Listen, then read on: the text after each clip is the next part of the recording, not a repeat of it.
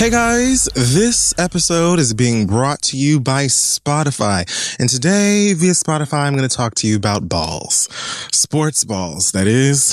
Because on Spotify, there are thousands of free sports podcasts that agonize over the pre-seasons, off-seasons, and plain old regular seasons of nearly every single sport that you can think of. Basketball, baseball, hockey, soccer, curling, hurling, whatever it is that you can set your mind on. They've got something. Now it's so easy to stay updated with the latest trade rumors. And I'm not talking about my favorite kind of trade rumors. Predictions and even scorching hot takes from your favorite game's biggest names. So take it one episode at a time and give 110% of your attention to the thousands of free sports podcasts on Spotify. Now let's start the show.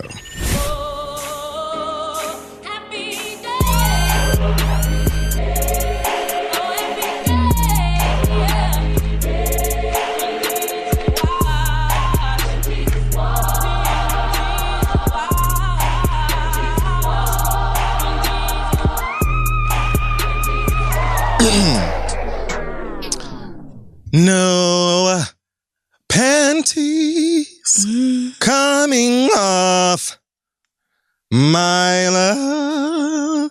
I love it.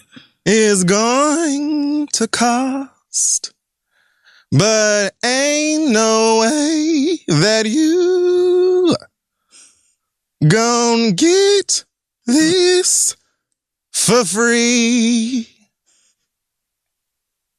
Bitch, you ain't gotta like me. Oh, you was wifey. I think your man like me. He had me in the car with his hands on my bra, breathing in my face saying, Club 96. Welcome back. Okay. You know what? Welcome back to another episode. That made me very happy. As long as it does. To the read. Yes. I am Lizzo. And I am Meghan Markle. And you know what time it is. That's right, bitch. We're back. I saw your little painting. Did you? Mm-hmm. What? I saw Blue and Certain Rumi's parents in front of your painting. I was just making sure you were referencing, like, you know, the one that Beyonce deliberately turned and faced, like, you know. You're a melanated Mona. Yes. You know, and congratulations on my pregnancy, you know. Absolutely. When Beyonce blesses your womb, your fetus is just destined for greatness. This baby inside of me, it's just like, sometimes I just ask God, why me? You know, how did he give me this talent? The group text between Sir, Rumi, Megan's baby, and Olympia. I know. I can't wait. The emojis. My God. Yes, the emojis alone. And then Blue Ivy at the end talking about why? Very much, get out of my house. I am so tired. I don't know, Bisaye, who told you I needed a crew in my fucking foyer when I got up from my nap. You win. Girl. All the things. Like, you don't have to say thank you all of the time. What even is this fucking award? You could have just sent Julius or Angie or somebody to just read a script. Girl, instead y'all done tore up my whole damn living room, tracking mud all on my floors. Get them out. I want them gone. I know she's so over it. But yes, welcome back to the read, y'all. So today in Black Excellence, I'd like to give honor to Black men in white coats. Okay, this is an organization that was started by pulmonary and critical care physician Dr. Dale Okorodudu in Texas. Okay, so now this is an organization that basically works to increase the number of Black men that pursue careers in medicine. They had a youth summit a few days ago in Dallas at UT Southwestern's Medical Center, and they had young Black boys of all ages, I think from the 3rd grade level. Yes, how nice. On up, out there with educators and community leaders, other students, parents, doctors, and all things. That is lovely. And they work directly with them in terms of mentorship and giving them resources and access and interest in being a doctor. Because I remember when I was very young, probably around the 3rd grade age myself, I was fully telling my family, like, oh, I'm going to be a doctor because it's like the job. And you save lives and money and the Huxtables. Right. So, yes. And then by the time I got around to 5th or 6th grade, I was like, oh, that's hard. Yeah. So I'm just going to be a mess instead. When I realized there was more than just the standard 4 years of college and you had to go to extra college and then like all the work even after you get done with school before you actually become a doctor, I said, oh no, bitch, that life is not for me. But I love this so much. This is a great idea. It sounds way better than Steve Harvey's Camp for Boys. Remember that shit? Oh, we're going to talk about it. So I just wanted to say happy Black Excellence and Black History Month. Yes, that's wonderful. To those of you involved in this awesome mission, you can actually go to blackmenandwhitecoach.org to learn more about it and, yes, show them some love and some support. Future healthcare provider. Is that Houston in Texas? This is Dallas. Dallas. Yeah. Good job, Dallas. But I'm sure it's expanding all over the place and things like that. Yeah, so I'm sure it will spread all over. That's wonderful. The doctor himself actually said some alarming data came out that the number of Black men applying to the field of medicine was decreasing. There are actually less in 2011 than there was in 1978. Our mission is to inspire the next generation of physician leaders and to diversify the field of medicine with a special emphasis on Black males. So nice. That might be because the internet done warned everybody about how fucking hard it is. I mean, in the 70s, maybe you thought, I'm going to just go to med school. How bad could it be? But now you can follow doctors who are like, this is the biggest mistake of my life. So who knows? Yes. Let's move on. Okie doke. To our pop culture segment. Not waste too much time, This segment is called Hot Tops. Fleet, Pray, Love. So it's an important routine to have in your life. Absolutely. You got to do all three. Yes. Every day. So I got on the internet yesterday just to check in with y'all, see whatever fuck shit it is. Your bad. Y'all was talking about, As soon as I accessed the timeline, it seemed to be a split in the discussion. Not right down the middle, but a large majority of y'all. No, not the majority. A large number of y'all were discussing, I'll just say, like, fellatio involving bodily waste. What? I don't know. Oh, you need to unfollow everybody and start over. Obviously. What the fuck? Okay. The Purge. No. Your timeline went very wrong somewhere. The Purge. You got to redo your shit. That is wrong. There were so many of y'all who were talking about, don't even. Please don't. And then a bunch of y'all were also talking about Tristan Thompson being Tristan Thompson. And so I just wanted to say, I don't give a fuck about this, and here's why you shouldn't either. Because Khloe Kardashian don't give a fuck about this, and I'm gonna tell you why. Okay. All right. No. Okay. So in case you don't know, the story goes: Tristan Thompson, Khloe Kardashian's latest nigga / baby father. Their baby is True? Is it the name? Yes. Or Truth? Oh no, I think it's True. Okay. Not Truth. Yeah, I think it's True. Truth is a cute name. I knew a girl named Truth. Well, it was her nickname. Because it kind of sounds like Ruth. It does, doesn't it? It's very, and she was very churchy, so it went. She was super honest. So, story goes that Tristan Thompson had some form of a house party in LA, and at a certain point in the night, it got to we're confiscating phone hour, which means that scandal is on the horizon usually. Of course. And in this situation, the particular scandal seemed to be that Kylie Jenner's best black, a girl by the name of Jordan Woods. I hate you. Seems to be having some form of an affair or sexual relationship with Tristan Thompson. Whatever relationship it is, it seems to be intimate and inappropriate. Mm-hmm. So that was just a rumor that was taking place on the Insta blogs until Khloe Kardashian, mother of True, and her best black, one of the twins from ATL, Malika, hopped into the comments of the story to confirm it, basically with emojis and all caps. So here we are in the alleged truth of today. Tristan Thompson is still cheating, and we are exposed to these facts. So the reason I say I don't care is because I know that Khloe Kardashian don't care. Why? She already got her mixed baby. And she don't need that nigga's money. Yeah, not at all.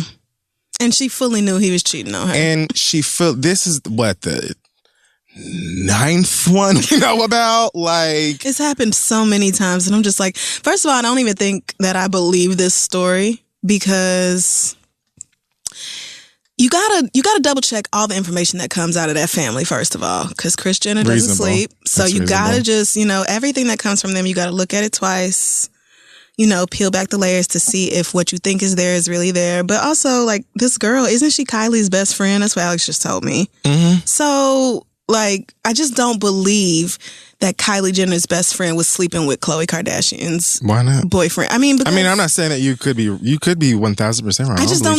I just really don't believe that. It just sounds like they came up with somebody that the fans of the show would know. So then the fans would be like super dialed into this information. Because if it was just some random hoe that he got caught with, first of all, I'm more likely to believe that. Last time, wasn't there footage of them walking into the hotel lobby or whatever? Mm-hmm. See, I'm a lot more likely to believe that. But also, this is why I feel like Kris Jenner manufactured this. Because for it to be that girl, it's like, no, I just don't believe it. I just truly do not believe it, this is real. Why don't you just give the nigga a fruit basket and tell him to go? Like, I don't care about this. No, I do not. I really do not give a fuck. That has to be first and foremost. But you got your mix, baby. You have money. It's not like losing this nigga would be like losing half of some sort of a power couple. No. Because... not at all. I mean, out of the sisters, here's where we are. And then, don't nobody give a fuck about Tristan Thompson? That's what I'm saying. Like, this is just, that girl, that Jordan girl, is beautiful and could surely sleep with anybody she wants. And I just feel like Khloe's raggedy husband, why? Even the baby mama he left you for was like, it's cool. Like... nobody cares about this nigga. But maybe it is true, because they all some hoes and they stay sleeping with friends, mans, and ex-friends. Alex was breaking it down for me earlier, like, well, Kylie was fucking with such and such, and that was Black Tiger, and that was Black China's baby daddy, and I don't know. One of them slept Justine Skye, with I think, was her friend. Something, I don't fucking know. I think Justine Skye was dating either Travis. Yeah, yes. It might be true. Whatever. I don't believe it, but it does not matter. Even before I considered the fact that it could all just be whatever elaborate bullshit just for, us to talk about Khloe, I guess. Okay. I did believe it. And because, yes, they seem to be very free with things over there, which is fine or whatever. But I just, like, if you expect me to care about this, it's not even like the more famous ones. Like, I at least cared about Kanye once. Okay. Yes. Valid point. But I like some Travis Scott music. The fact that Khloe I don't even know who Tristan Thompson paid for. Well, I mean, and the fact that Khloe is doing all this on the internet just makes me feel more like this is the basis for a storyline than anything else. Because why? Why else would you be encouraging the blogs and liking comments and all that? Like, ain't it usually, oh my God, me and my family, we just want our privacy. Because usually when they get tired of their niggas, they go on, they usually when they get tired of the nigga and they're like, okay, I'm ready to excommunicate you from the empire. Right. Then it's like, okay, here's the story of why we don't fuck with this. Yes, and then we're going to put this plan into motion. Right. But saying that Tristan Thompson cheated is not going to harm his image, because we already know that he does that. So, I don't know. Like, no one's... Oh, these white folks just love to give us their fake drama for our entertainment. They love it. Speaking of drama, Cardi B has returned to Instagram, finally, social media and things like that. It's just been so long. I don't know what. Just fiending for some more Cardi B coverage. She's a new song. Oh, yes, with Bruno. A new single with Bruno Mars, who looks like... What were the boys called in West Side Story? Really? What was the gang? Yeah, the boy gang. What was their name? I don't want to say Rockets or something stupid. No, not Rockets. It's the Sharks and the Jets. There you go. It's two different gangs. That's right. They hated each other. When you're a jet all the way. Oh, classic stuff. Yeah. Oh, I used to love that show. I need to go home and watch it. So they have a new song. Cardi's latest single, I guess she's diving right into album 2. Cardi's like, listen, you bitches are so concerned with me trying to take somebody else's spot or be the queen of rap or whatever. Right. I know that this shit could be super temporary. I'm getting all the bags that I can so that my family and my kids and my grandkids and great-great-grands don't have to worry about nothing. Right. I don't give a fuck if you don't like none of this shit I'm putting out. People are buying it and I'm rich. I'm fine with that. Me too. I am absolutely fine with Cardi doing whatever she wants to do because I enjoy everything that she puts out. I enjoy most of the things she puts out as well also. I don't love this new song. I don't really love this new song. Really? I like it a lot. What? Yeah. You like a Bruno Mars song? It's not a Bruno Mars song. First of all, it's a Cardi B song Bruno featuring Mars, Bruno Mars. But he is in peak Bruno mode all over this song. He sounds great. But he always sounds great. But yes, but I've never denied that he sounds great. This feels less. Gobsmacked. Let your soul go. Like it feels less. I mean, it's still like that 90s vibe, the Jodeci. He want to be Bruno Mars. There. Want to be a Jodeci so bad. He is sick. For now, he missed out on his opportunity. For now, I believe that. When I said you know what? Don't even get me revved. No, let's rev you I up. went on the Twitter and I said, oh, this Cardi B and Bruno song is so good or something along that lines. And all of the girls came at me with their shady gifts. Like I said that Bruno Mars was Beelzebub. Like, nigga, I have said that he's talented before. Yes, you have. I'm just shocked that you actually like this song. Cause I think it sounds good. I mean, it sounds fine, but I just wasn't a fan. I preferred her Tatiana remix verse.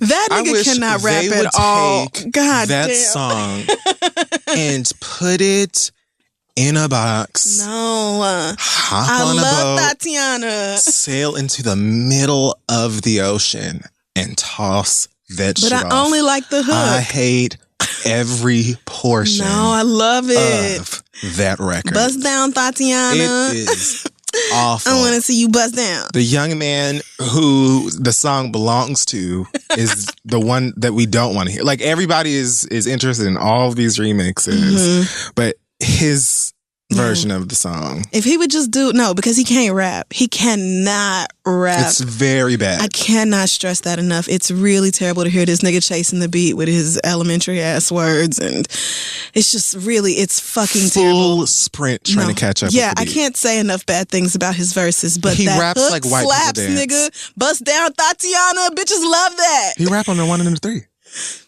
Cardi said she'd be at home with her baby, Mamiana. That was so cute. And then, she said some vulgar things. She said she'd be clapping on that dick. That song was shady. Was it?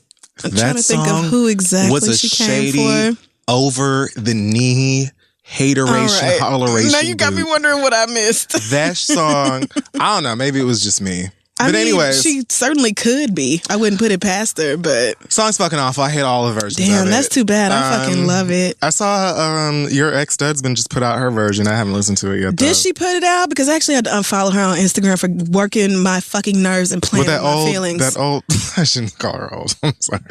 Don't do Bernice like that. No, I actually didn't care about putting Bernice in the video. I mean, I am also way too old for Young and May. I'm way too old. I'm probably closer to Bernice's age than Young Maz, to be honest. That's true. But she keep doing this childish shit. I mean, she's a child. Right. That's why I was like, Grizzly, you're getting annoyed with a child for acting like a child. But she just, she does this, I'm going to put out at first she was like, I'm going to put out the Tatiana verse when the stubborn ass video get to 1.5 million views. And then it was 2 million views. And then it was 3 million views. Oh, so you're mad at the bitch for not putting it out as soon as you wanted. No, not as soon as I want, when the fuck you said. And so then we all go watch it on YouTube. And then because it's like the 5th time now she's like, I'll put out the verse if I get 100,000 comments on this post. Like, nigga, you know what? I'm not doing this no more. I'll listen on the fucking blogs when it come out. But you are stressing me out, constantly lying to me about when I'm gonna hear this. You know niggas want to hear this. I couldn't take it no more. I couldn't. The She's stressing me out. I'm not dealing with I'm not dealing with studs this year. I would not go out of my way to listen to Please Me because I'm not really a big fan of rap love songs anyway. Me either. It doesn't matter. Song Cry is the closest. That is probably my favorite Jay-Z song, and the closest I'll get to like, oh, this is a great rap love ballad-esque. Is whatever. it? It's just a nigga acting like a nigga. Yeah, I mean, it is. But the production is beautiful, and it's heartfelt. Because the woman you've been doing wrong finally was like, I'm done with this. Foresight. Okay. Like, yo, you should have listened to yourself, my nigga. On the Run 2 was so real when that shit came on. It was like, oh, yes, I'm lifting my phone up into the sky, my light. Yeah. But, yeah. A, I love this fucking song so much, and B, I hope you feel the lyrics. A lot of they songs, you're like, oh, shit, bitch. Right. In hindsight, y'all niggas done been through it.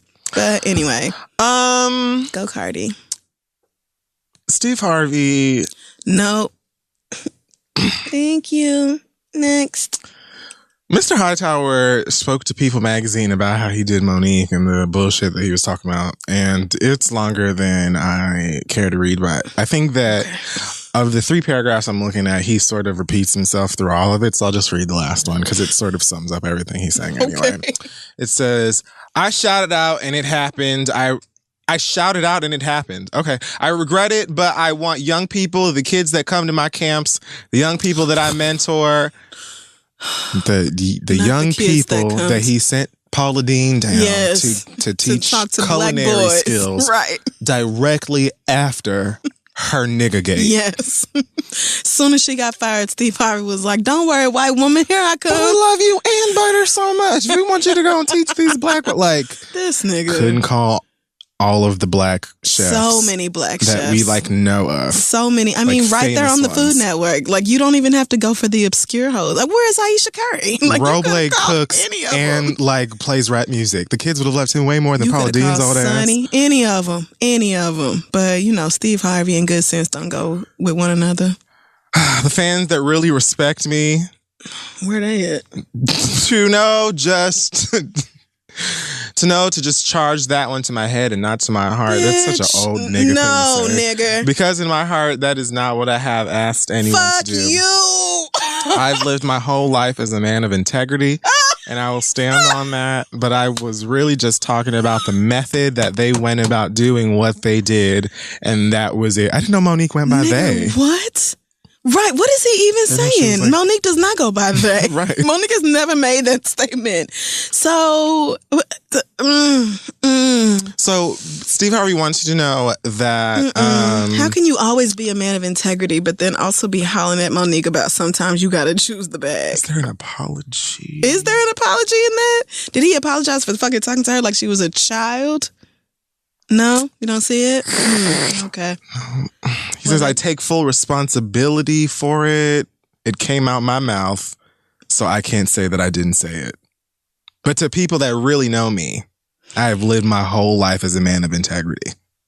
But this isn't what, I don't feel like we're dragging. It's literally, that's what he says. He's like, so I was loud and way too much, and I was being incredibly disrespectful to this woman. Right. But at the same time, I'm not really like that. And if you don't see it, well... But I've always lived as a man with integrity. So to the fans that really respect me. But that ain't the same. Like, you mistreating women or talking to women like they're kids doesn't mean you don't have integrity with like your business matters or whatever. Although I also highly fucking doubt that.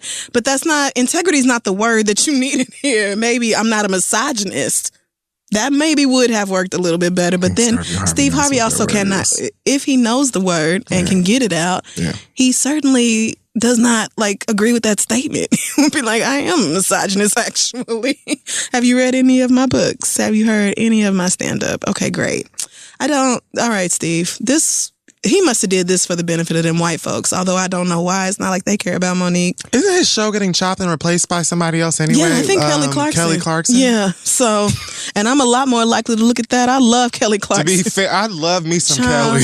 This bitch put out a whole album about being fat and eating biscuits. I was like, yes, bitch, sing to me. And her baby has a black doll. What? Yes. She's not dumb like Chloe. Remember when Chloe got on the internet asking for biracial baby dolls? She wanted one in her baby's color. Like, girl, it's a million fucking dolls in true Kardashian's color. What are you talking about? I heard about this and immediately erased it from my brain. From this was just a few weeks ago. For self-care. It wasn't that long ago. I don't know anything about what you're talking about. Maybe it was like late last year, but she got on the internet talking about she wanted a baby doll for True, a sweet brown doll or something like that. And it's like, there are no biracial, like, these dolls don't come with a white mama and a black daddy so that you know that they're mixed. Just get you a fucking brown doll and go, bitch. First of all, I don't even know that much about the doll baby community.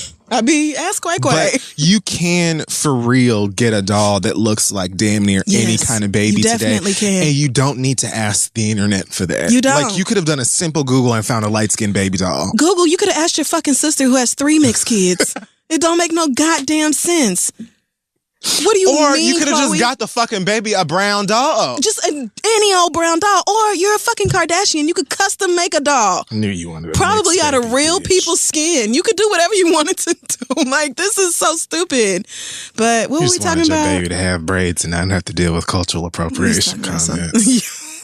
I know. Like, we don't just get her a fucking brown. Oh, but yes, Kelly Clarkson's baby has a black doll, and I was like, okay, Kelly, I like that. I like that a lot.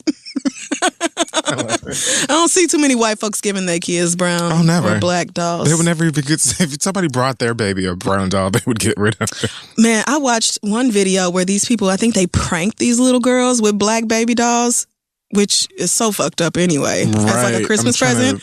But the older one was like, ew. Like, she was turning her nose up, but she knew not to say, like, she knew it was impolite to say something. The younger one was like, just in tears. Like, bitch, I don't want that ugly ass, black ass nigger doll. Get it the fuck from around me. I was like, yo, y'all are raising tiny little racists. This is terrible. I'm dragging mine. That's what the fuck I would know. So yeah, Kelly Clarkson taking Steve's spot, and I'm not mad at that. Me neither. Tamar Braxton won the Big Brother, the celebrity Big Brother. Let me tell you something. Until that headline came out, I did not know Big Brother was a competition. Listen, I thought it was like the real world. Maybe a little over a year ago. I did not know at all. Like, they have challenges. I think I found out when New York did Celebrity Brother in the UK. Oh, okay. So like Big Brother. Yeah. Because I saw like, and mind you, I never like watched it. I sometimes like looked at like the little cans and stuff, but most of the stuff that I saw of New York was all of the clips and the memes that you can find on the internet right now. Right. But I would see her like in the middle of games or competitions and stuff or challenges. I was like, oh wait, they compete. I don't think I ever saw that. Oh, you get voted out the house. This is like a game. Oh, I did not see. I didn't know none of that. I thought it was just a bunch of washed up celebrities in a house with a camera on. I honestly thought that it was just people, because I know that there was one that wasn't celebrities. Like there's a regular Big Brother. So I thought it was just about going into the house like the real world. And then when people get on your house or you don't like them, you can send them home. Damn, maybe I don't know nothing about this show because I thought it was people. I really don't know how it move works. into a house with like 24/7 surveillance. Like that was the thing. The cameras are never off. That's the thing. And I thought people could like log on and watch. You can. Okay, so we piecing this show together. Right. Bit by bit. That I always knew about it. I just never knew that there was a game involved. No, me either. Never knew there was any sort of competition aspect to this show at all. Still can't tell you how it works, but I know it's a game. What did she do to win? Okay, we ain't never gonna know. Probably just had everybody be like, I don't want to be here no more. I'm tired. I can't do it. Let me out. Well, good job, Tamar. Yeah, good for her. I heard that she was playing the game like she was taking it very seriously. Apparently, she's been a fan of Big Brother and stuff like that. Also in the house with her was Candy. There were like a lot of people. You know who told me? Asante told me like a lot of. You know, Anthony Scaramucci was on the fucking house. What? That don't shock me though. I mean, it shouldn't. It should, but it doesn't. I mean, I was going to say, but weren't you like, what was he, press secretary for 2.5 days? What even role did Donald Trump give him? And I'm like, Donald Trump also loves reality TV. He should have known Anthony Scaramucci was going to run for the cameras. Mess. Donald Trump is reality TV. Oh, don't get me started. This Space Force bullshit, boy, if you don't sit the fuck down. I said, are we spending real dollars on this? So, do you know that Steve Carell and the creators of The Office are making that into a show? What? Called Space Force on Netflix. Help me, God. Oh, I can't wait. Cannot. Because of your black ass, I be watching The Office reruns whenever I see them on TV. Oh, it's fantastic. But only if Steve Carell is still on. I don't like the ones without him. Oh, yeah, it's not Although there are a lot of people that I recognize. I'm like, okay, a lot of y'all maybe didn't get your start on The Office, but a lot of people are popping from The Office. A lot of people A lot of those cast members, to fame through The Office. Mindy Kaling and that sweet little white girl, Unbreakable Kimmy Schmidt. Oh, yes. Whatever her name is. Even, oh, God, now I done forgot all their names. That one nigga who works in the warehouse. I'm like, I have seen you in a lot of places. Yes. A lot of people. But I can't wait. Steve Carell's hilarious, so I will definitely be looking at that. I will absolutely take it. If it's it could literally be the same style as The Office, but like whatever Space Force is. Like, I will take, they don't even have to try and like, we don't want it to be too much like The Office because no. Y'all could do the exact same shit in a different place. I don't give a fuck. I'll watch it. I'm going to watch this. I will binge the whole season and be mad at myself the same day. For it being done. That it ain't no more episodes.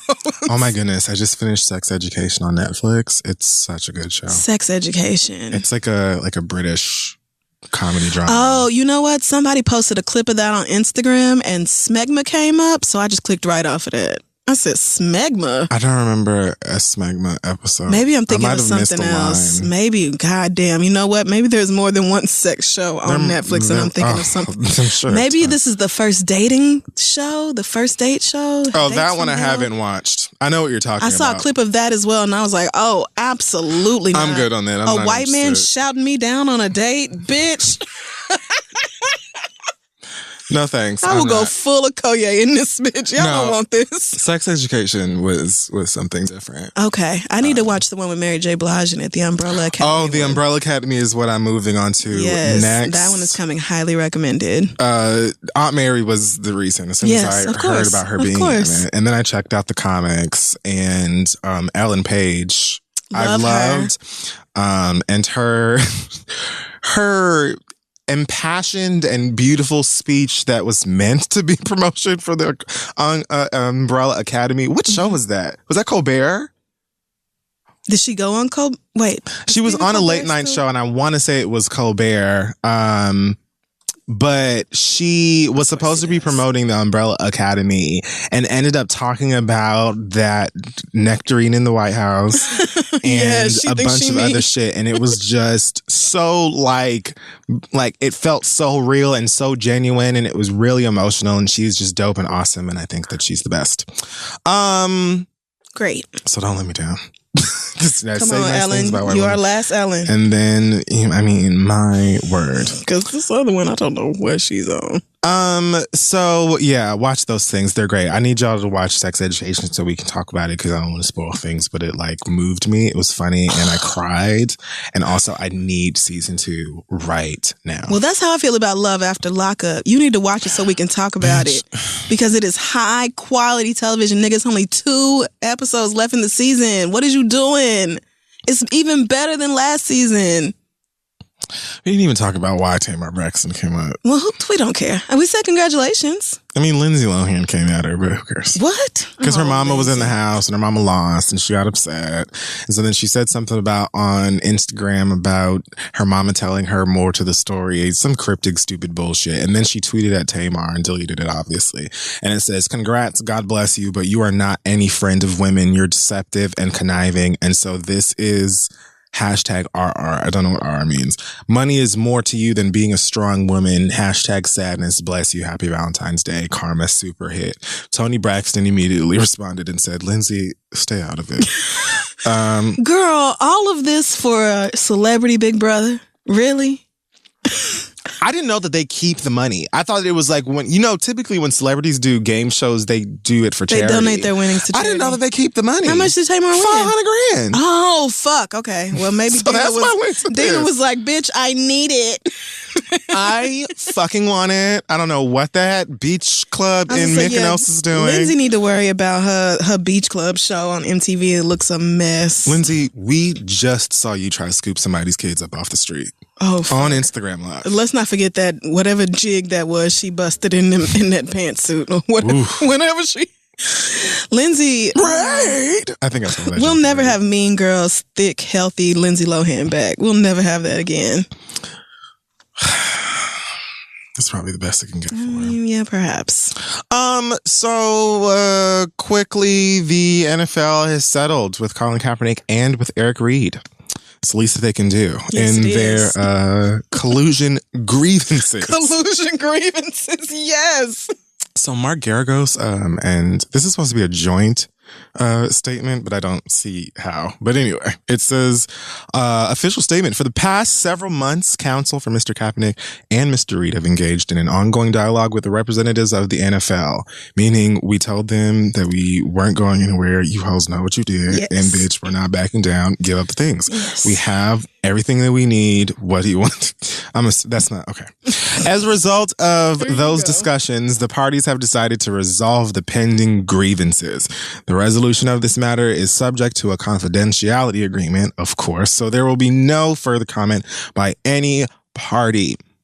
The NFL Players Association also released a statement and said, today we were informed by the NFL of the settlement of the Colin Kaepernick and Eric Reid collusion cases. We are not privy to the details of the settlement, but support the decision by the players and their counsel. We continuously supported Colin and Eric from the start of their protests, participated with their lawyers throughout their legal proceedings, and were prepared to participate in the upcoming trial in pursuit of both truth and justice for what we believe the NFL and its clubs did to them. We are glad that Eric has earned a job and a new contract, and we continue to hope that Colin gets his opportunity as well. So that's the status of things at the moment. Mm-hmm. And Nike would like you to buy their new limited edition Kaepernick shirt. Of course they would. It's $150 American dollars. And it's probably sold out. Or I'm sure I can get one. I didn't even look. What the fuck else? You know what? When I first saw this story, I thought for the NFL to settle out of court, that means... with all the money that people have. Absolutely. They knew, bitch, if we take this to trial. At facts. It's going to be so much worse. Yes. And so there must be. It must be bad. It must be, and blatant on top of that. Like, maybe it's probably just a group chat with all the owners being like, not that nigger. Absolutely. Not over here. Not that nigger. Mark walked up to the girls and said, here are the printouts of the emails as well as the iMessage. Yes. Okay, so what do you want to do? I just hate that we don't know the exact dollar amount, but I bet it's huge. Like, probably, if I had to guess, probably over 150 or 200 million. I mean, I'm sure it's massive. Again, I feel like that's the least. I mean, and for real, for these people, that is a drop in the bucket. Especially because the NFL is a tax-exempt organization. I'm pretty sure. Yes. So, no tears shed over here on behalf of them rich-ass white men. Shout out to Colin Kaepernick for maintaining his integrity, his standards, and still securing the bag. Absolutely through the fucking... There was a tweet about how Steve Harvey must just be like, wow, nigga, so it is possible? So you can? You can stick to your morals and make money? What? That's a good one. Because I'm sure if you asked Steve Harvey when Colin first started kneeling, he would have been like, that nigga need to get up and go run the ball. All I'm saying is, there's a way that you do it. But he would have never yelled at Colin like he did Monique, because that's a grown man. Touched. You okay? Never. Colin Kaepernick's please. hand. And let that light-skinned rage come in. Boy, you ain't finna play with that young man. Sir, I'm already frustrated. Sir, I'm big as fuck. Like, I'm very tall. Don't do this. I'm very athletic. I'm muscular. Don't do this. Obviously, I don't know next to anything for real about NFL or his chances of getting back in the NFL or if he should even or what. But at the very least, I am glad that they settled and we can revel in the fact that y'all bitches was wrong and you know that she was wrong and haha. I mean, count it as a blessing. You got all that money plus no more injuries, no more risk of CTE, no more white fans, or really fans in general, because NFL fans are terrible, you know, just acting an ass on the streets or in the middle of, like, I don't know. Could y'all hear that just now? Did y'all hear that? Okay, well, Let's just I'll keep it go back. going. Yeah, I'll in go the back middle of and the streets. I'll go back and listen. But yeah, people act an ass in the stands when you walking out and you lose. They act an ass on social media when you lose, and don't let it be anything close to the quarterback's fault. So I'm just like, you know what, Khaled? You got all your money, and you don't have to deal with none of that dumb bullshit no more. Facts. So go do something else. Go do something fun. Yeah, some babies. He probably gonna build some schools or some shit. He probably is. You know, that's a good man. God bless him. Lord, don't let him turn around and fuck up, please. After we done said all these good things, please. Don't let him be like, and also, fuck #me too. Like, please don't. Like, what? I can't take it anymore. I can't. No more men disappointing me. Although, if you want to get real about something that's really gonna break your heart, Nikki told me it's a Michael Jackson documentary coming out. And I heard about this. Like new details and new testimony about some of the things that he If it's that Wade Robson thing, they already. I don't think it is. I think it's new stuff. Oh. I mean, I think we're just gonna have to. I'm a human being. I'm ready to. Yeah, I think we're gonna have to reckon with it. It's just gonna be very difficult for a lot of people because, you know, Michael Jackson was who Michael Jackson was, right? But I think we're gonna have to. So, I think that's airing next week. I'll be underground because I'm certain that the internet at the bare least is going to blow the fuck up once this documentary airs. But you know, I think a lot of us are gonna have to be like, damn, you know, I'm grown and I'm gonna have to look at this like a grown person and accept things for what they are. I'm prepared to do that. Yeah, me too. As difficult as it may be, like Michael Jackson was still just a human being, and humans fuck up, and there's nothing wrong with being honest about that. So we'll see. So this Gucci thing is still a moment. And Gucci is doing their very best to convince you niggas that they didn't mean to offend you niggas. Lord. Before we get into that, though, this has spawned a new era in the T.I. Floyd Mayweather feud. How? Because apparently T.I. was, I think he considered himself to be like the face of the boycott. I don't know what. Of the Gucci boycott? I don't know.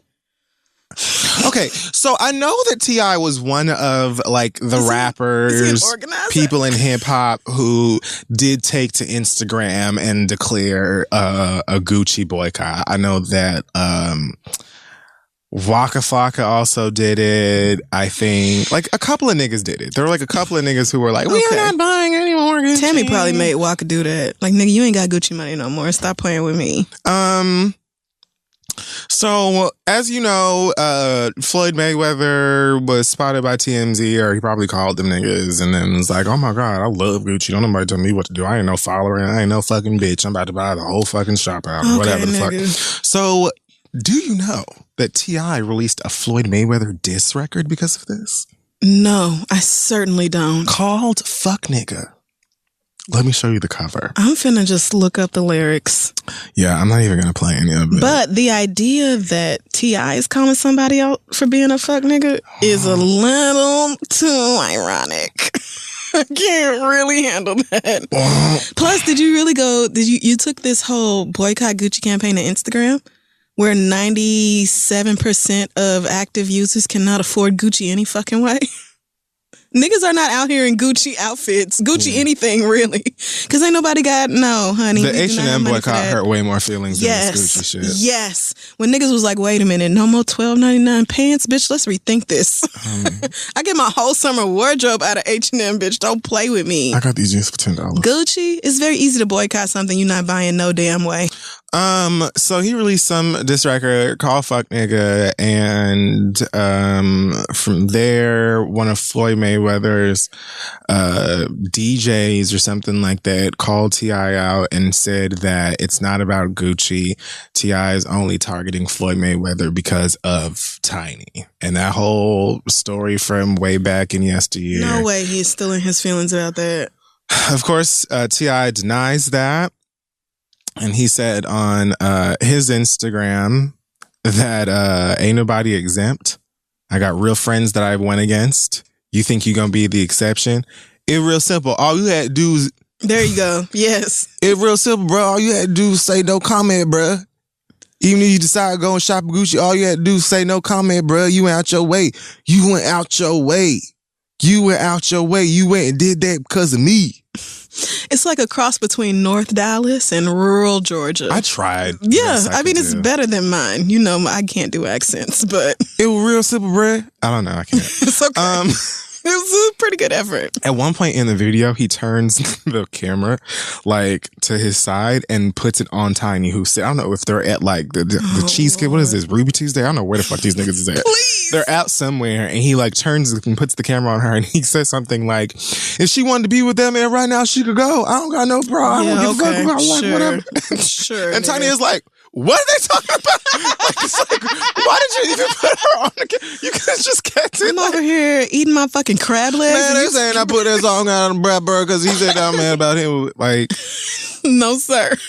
But the fact that he said that Floyd Mayweather went out his way and did that because of him makes it like you're implying that Floyd Mayweather went and did that whole Gucci cooning shit as a way to like get out a rise out of you. But why? Because you're the face of the boycott. Like, I'm confused. Right, me too. And on the one hand, I'm like, you really are giving yourself a lot right now for no good reason. But on the other hand, I'm like, Floyd Mayweather is also a dumbass. And you know what? Maybe he did do this just to get under T.I.'s skin. Either way, it's stupid. Right, because why did it work? Why did it work? You too old for this. You really let a nigga bait you by putting on some Gucci clothes after you said you was going to boycott Gucci? He put a diss record up. No, wait, I have to show you the cover of the record though, because it's pretty funny. Hold on, let me... T.I. fuck nigga. Yeah, it's brand. I mean, well, God only knows that's not going to take you to what you need to. If I just drop dead out of nowhere, my Google search history is...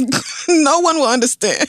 Like, what is this? Okay, images. So it's like, basically, do you see it? It's not this picture, right? Him with the Gucci thing? They put the Gucci sweater over his face. Balaclava on his face. And is that his mugshot? Oh, damn. Now that's rude, T.I. It's plenty of your mugshots to choose from. No, that's great. I don't mind it. I mean, the thing is, it's not even like good rap battle mess because Floyd Mayweather don't... Oh, well, I hope he don't rap. Do he rap? You know what? Let's move. I don't even want it. I hope that don't happen. Gucci, on the other hand, took to their Instagram and announced the following. Gucci's first 4 initiatives and a long-term plan of actions designed to further embed cultural diversity and awareness in the company. Now, I read over each of these little parts in the first of 4 initiatives and laughed my ass off because... this in itself is a gag, and it's so telling. There's one part about it. I'm not going to read the whole thing. You can literally go to Gucci's Instagram. It's still there. So it says 1, talent hiring global and regional directors for diversity and inclusion. The second thing is multicultural design scholarship program, which I liked, which is the only thing that I liked. Yes. And then global learning, diversity and inclusivity awareness program for all of their employees, and then a global exchange program. So other than the scholarship program, the reason I laughed is because it's program. Like, why don't y'all have these things already? Yeah, that's a really good question, Gucci. Why don't y'all have this? And really putting money back into the community or having events, workshops, training sessions, what the fuck ever, anything where young designers of color can come in and learn something from Gucci. Y'all should have also had that. Gucci was founded in the 20s, I think. Gucci is a global company. You mean to tell me in all these years, y'all ain't never once thought maybe we should focus on diversity and inclusion? And let me just read some of what this stuff says. Gucci's working. So global and regional directors for diversity and inclusion. Gucci's working to not only hire talented and diverse candidates, but also create positions within the company whose sole responsibility would be to ensure the company reaches these standards. Why don't you have that? Yes. That don't make no sense. Okay. And then now... the Multicultural Design Scholarship Program, like you just said, yes, could have been done and probably would have saved some coins at the end of the year. I don't know. But it says Gucci is launching a Multicultural Design Scholarship Program, cultivating new talent. In partnership with fashion schools around the world, this 12-month fast-track program will aim to amplify opportunities for underrepresented groups of talent, leading to full-time employment to create a more diverse and inclusive workplace on an ongoing basis. The schools of focus will be in the following cities: New York with Harlem in parentheses. We're going to Harlem, girl. Harlem specifically, so Dapper you know. Dan will be running your school. Yes. Nairobi, New Delhi, Beijing. I don't know how. Hangzhou. Okay. Seoul, Tokyo, Beirut, London, and Dubai. So that I thought was cool. That is. That's very fucking cool. But something that Gucci should have been thought of. Could have been done. Cute. I like it. But the rest of this, global learning, diversity, and inclusivity awareness program. Basically, the same thing that Starbucks did for all their employees when them niggas got dragged out of that Starbucks for no reason. Yes. So the same thing. 18,000 global employees. Beginning in May to the end of June are going to have to learn how not to be racist. Basically. Listen, girl, this is the first of 4 initiatives. Y'all could have, but I feel like when I worked at Walmart, Target, basically every job, part of the on-ramp process is watching a bunch of boring videos about filling out your time card, filling out your W-2, and then a bunch of videos that they make you, like when you work in food service, they make you look at like, bitch, this is how you safely wash food. Yep. And this is how you wash dishes. And then you also watch this is how not to sexually harass somebody at work. Don't be a dickhead. This is how not to be racist to your Black and Latina coworkers. Yes. So why didn't Gucci Ben, y'all just never thought it was a problem? Especially because the conversation of racism within fashion, it's like itself is not new. Like it happens all of the time. Yeah. From people, whether it's like designers or models who are discussing racist incidents that have happened to them, or it's some part of the line or some fabric, some outfit, some accessory that itself is explicitly racist. None of this is new. Right. It's not. So it's like, how are you just now, when your ass is in the fire, being like, maybe we should tighten up and like do work on some diversity. We were just ultra racist this time, you guys. We got to tighten it up. Oh, no, sis. I mean, a good effort, but I'm just not, I don't feel motivated by that. I mean, at the end of the day, it's not... The bigger problem for us, like in my opinion, for Black and brown people, is that we have this need, and it's not exclusive to just us, but I know how it is with us, to feel validated by having this stuff. You know, a lot of shit across the board when it comes to high fashion and designer stuff is ugly. Like, and I'm not spending $3,000 on an outfit. I have to love nigga, love a lot of this shit to be looking at the price tag and be like, sure. You know what I'm saying? And I go. That you only gonna wear once on Instagram. You do. You be shopping. Okay. And some of the stuff, especially like some of the stuff is very classic and it can last a long time. A good bag you can pass down to your great grandkids if you take care of it and shit like that. But we have to invest more in ourselves. There's so many dope ass young Black designers, older Black designers, male, female design. Like you have so many people that if we had more Floyd Mayweather is stupid, but like if we had people who poured money and resources and access and just any kind of like visual support, because we decide what's fly. Like it's people who aren't Black who only buy Gucci because Migos wear it on every fucking concert stage they perform at or whatever. Like we're at the cornerstone of popular culture and style. Right. So we could easily be like, so Keisha from Bankhead, she has been making the best sweaters since like as long as I know. Her shit is so fly. And y'all should have been had Keisha ass up in here. Like, what the fuck is your problem? Bitch been making whole outfits from my mama basement. Like, Ben shoulda. So, you know, I'm gonna let the fashion people have this. I am really every now and then see some cute thing and be like, oh, okay, I'll get that. But, you know, keeping up with the fashion weeks and the spring, summer collections and all that. But I'm not doing all that bullshit, bitch. I'm going to be right down at the Target. I'm going to be right online at ASOS and Loft and all regular bitch stores. I'm not doing all that. I'm going to let y'all have it. You people with sparkly clothes. What is your read? I don't really have a read. I'm just going to make my statement about this Jussie Smollett situation, and then I'm going to be done. So let's take a break, and we'll be right back. Hey, y'all, so we all need someone to talk to, a person who can support us through rough patches and the ups and downs of this crazy thing we call life.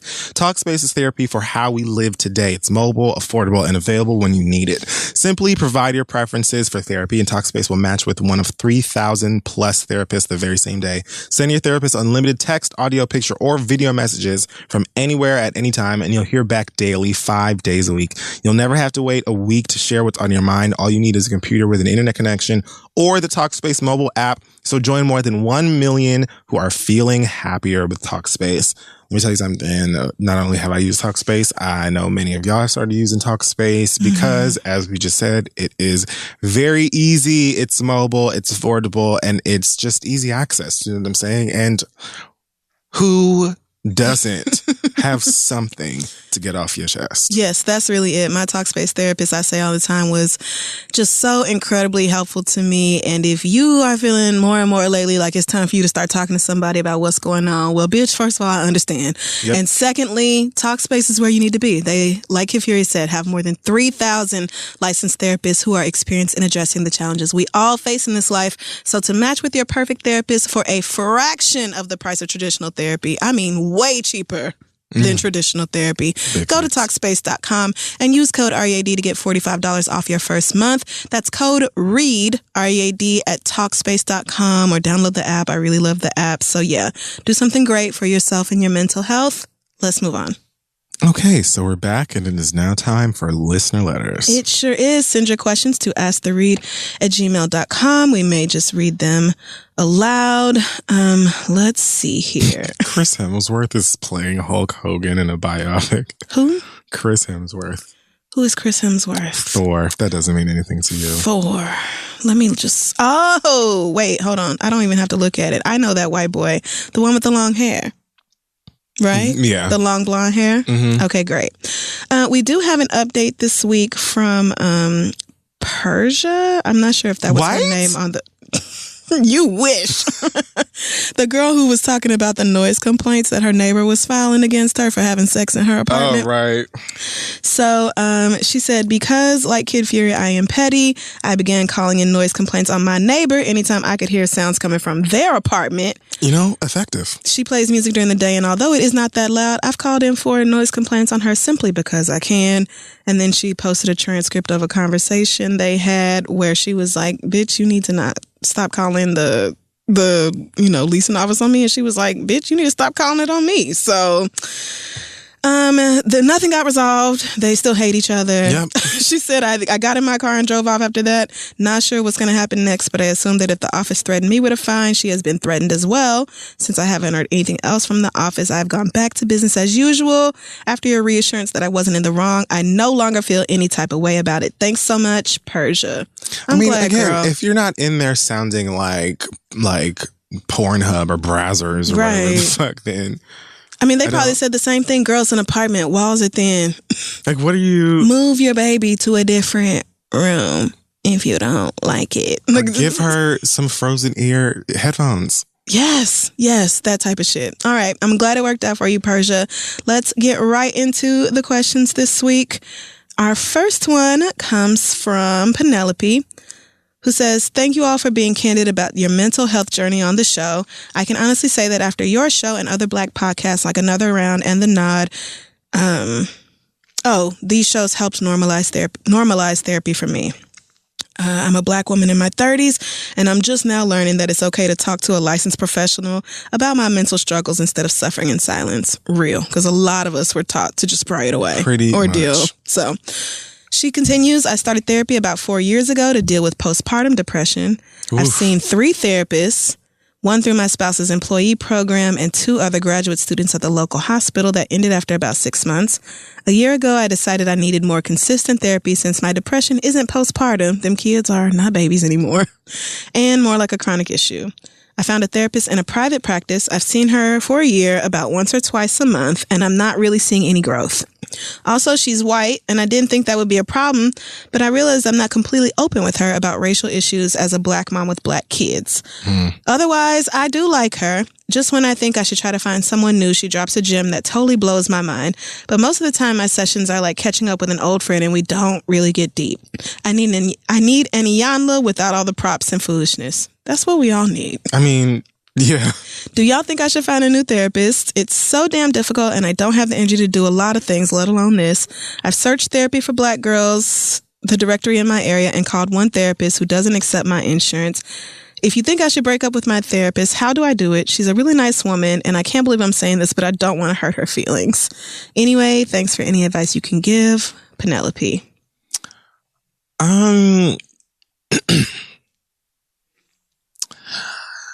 The first therapist that I had, the thing is, I only saw her twice, and I felt like I could probably find someone I was connected with more, or I felt more comfortable with.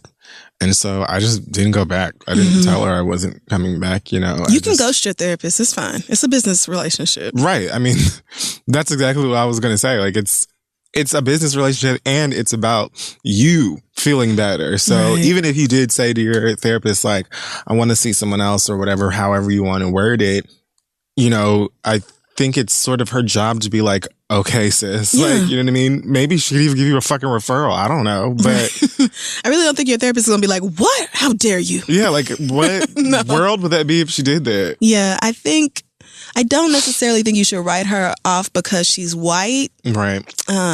White people can be very helpful, especially when they're trained to be that way. Right. So, the fact that you haven't been totally honest with her about, you know, your feelings as a black woman raising black kids and all that may be part of the reason why you feel like y'all don't really connect like that, because you're not really being totally honest and forthright with her.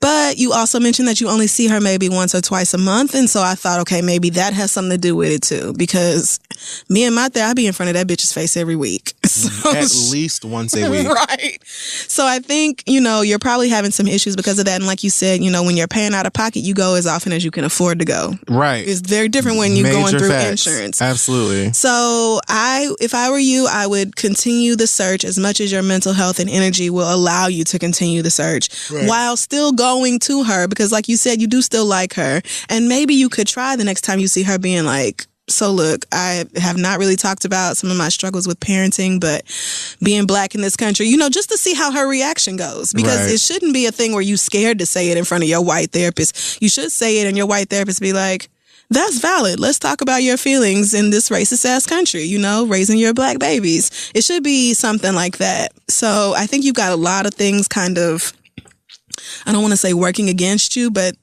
it's making things harder for you to get the help that you need. So I would suggest if you can get something through your spouse's employee program, maybe at a discount or something like that, where you can see someone more regularly. I think that would help you a lot. And if you can kind of force yourself to open up a bit more, because there are things that I was hesitant to tell my therapist, just because, you know, I don't want to talk about my whole business and all my life. Like, I don't want to talk about my life with you, bitch. But once you do get into all that, she be like, so that's why you be coming in here acting like that, saying dumb shit. That's where you learned it from. I've been seeing my therapist for well over 2 years now, maybe close to 3. And, you know, even as recently as maybe a couple months ago, there'll be moments where it's just kind of like, oh, okay, so this teaches me a new thing about you. Yes. You know what I'm saying? Like, it's like a continued thing. I did purposely, although my reasoning for going to therapy didn't have, like, I had a specific reason I was looking for therapy, like what was going on with me at that moment. Right. And it didn't have anything to do with race, but I did want a black woman specifically because black women care. And I knew that eventually I was going to talk about things that would just have to do with me being black. And I wanted someone who I felt like would understand. But again, keep in mind, the first lady I saw was a black woman and I didn't feel connected to her. Yeah. So you could go and be like, all right, I'm going to go and look for a black lady and not feel connected to her or comfortable with her at all. She might remind you of your mama or your auntie you don't like, and then you want to say shit to her, and then you're going to miss your homegirl white therapist. Yeah. So, that's true. Just because they're black doesn't mean they're a good therapist. Right. Just because they're white doesn't mean they're a bad one. Right. I would suggest trying to be more open with her, but you got to do what's best for you and your kids, and certainly what's best for your children is having a mama who can cope with her mental health issues and is still, strong and doing her best. That's certainly what is best for your kids. So I would suggest that, and just keep seeing this white lady in the meantime till maybe you find somebody that you click better with. But you may find that you click better with her just off the strength of being more open with her. And I mean, maybe not though. A white therapist, I didn't give it a shot, but I'm just saying, when I lived in Oklahoma, I had a white therapist. I'm just thinking, as a therapist, though, if you have a black, you have to be prepared to have a client that is going to come into your office and speak to you about an issue that you can't necessarily empathize with. Right. You know what I'm saying? You can't be like, okay, I'm going to be a therapist for my occupation, but I'm just going to treat people like me that right? Right. I don't know how much she could say to you that would provide not comfort, but relatability. Mm-hmm. And that might be something that you really want out of the therapy. Yes. But at the very least, she should be able to digest what you're saying and give you responses that will help. That's literally her job. I don't think that, I get it. And I did what I did for me, you know what I'm saying? Just to, right. Whatever. No, but I do. I get it. Like you said, I would just, try it out. She might surprise you and be like, oh girl, yeah, bitch, white people ain't shit. I don't know. She might. I really do get that, wanting somebody to relate thing, because sometimes I can just say, as a black woman or whatever, race honestly does not come up that much in therapy for me, because most of my issues don't have nothing to do with white folks. Unfortunately, most of my issues have nothing to do with white people. Most of the times I've talked to my therapist about race, it's usually when something incredibly fucking fucked up is happening in the news at the moment, or politics. Yes. And I'm just to her I'm so fucking tired and numb right now because I'm black. Yes. And everything is bad. And everything sucks. So what do we do today? Oh, God. Oh, I wish I could not relate, but I absolutely can. But usually it's stuff specific to me and me thinking that I suck. This is just, every time I read questions like this, I'm like, the Lord really wants me to bring low-cost mental health services to every black woman in America. The Lord wants me to do that. I don't know how I'm going to do it, but it's something that I just feel called to do it, because if we could get black women across America in therapy, the therapy they need every week, bitch. White people don't want that. They don't. That's the real revolution right there. That would be the real. That's the real motherfucking freedom.